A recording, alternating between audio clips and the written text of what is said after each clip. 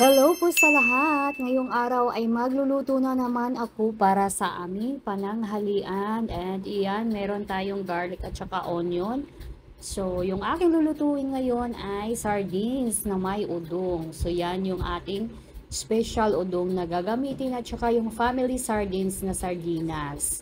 And yan naman yung aking isda para sa ating prito. So, ipiprito ko lang yung ating isda since may sabaw na ako ngayong araw.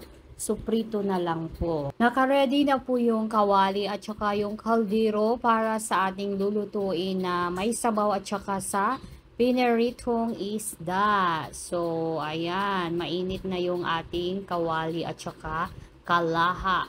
So, start na po tayong magisa ng ating garlic at saka sibuyas.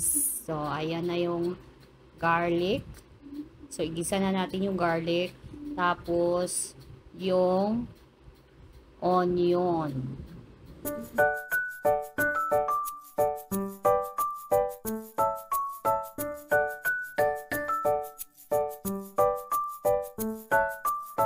Pagkatapos kong maigisa, idagdag ko na tong sardinas. So, ayan na yung ating niluto. Halu-haluin lang natin ng konti, tapos isimmer natin siya. At pagkatapos naman, pwede na tayong magdagdag ng tubig para sa ating sabaw. At antayin ko siyang kumukulo na yung tubig bago ko ilagay yung special na udong. And ayan, nagdagdag na ako ng tubig. Tapos takpan ko siya para antayin ko na lang na kumukulo na yung tubig bago ko siya lagyan ng special na udong.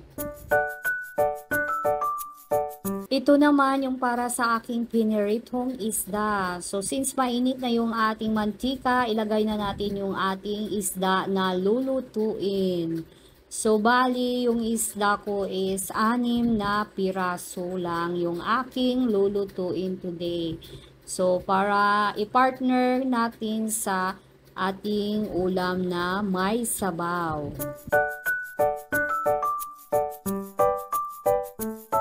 Malapit na po kumukulo yung sabaw. So, yan na yung ating sabaw. And yan na yung special udong na gagamitin ko ngayon. So, yellow yung kanyang kulay at saka mahaba siya. So, ito na po yung ating sabaw. Ayan, tignan natin ulit. And since kumukulo na, ilagay ko na yung special na udong.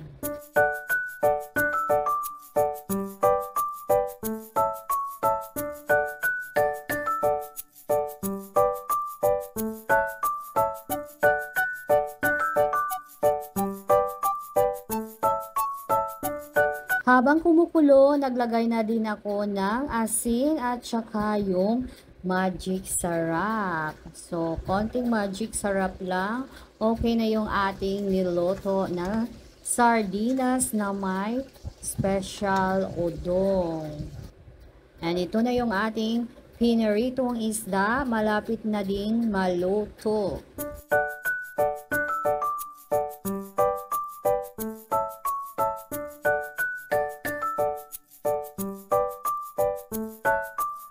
Sa wakas, naluto na din yung aking niluto na sardinas na may special udong. Tapos, ito na yung aming kanin. So, white rice, nilagyan ko siya ng red rice. So, ganyan yung kanyang itsura. And then, ito na yung ating sabaw. So, napakasarap ng ating sabaw. Mainit pa lang. So, ito na din yung ating isda. Piniritong isda. Yummy!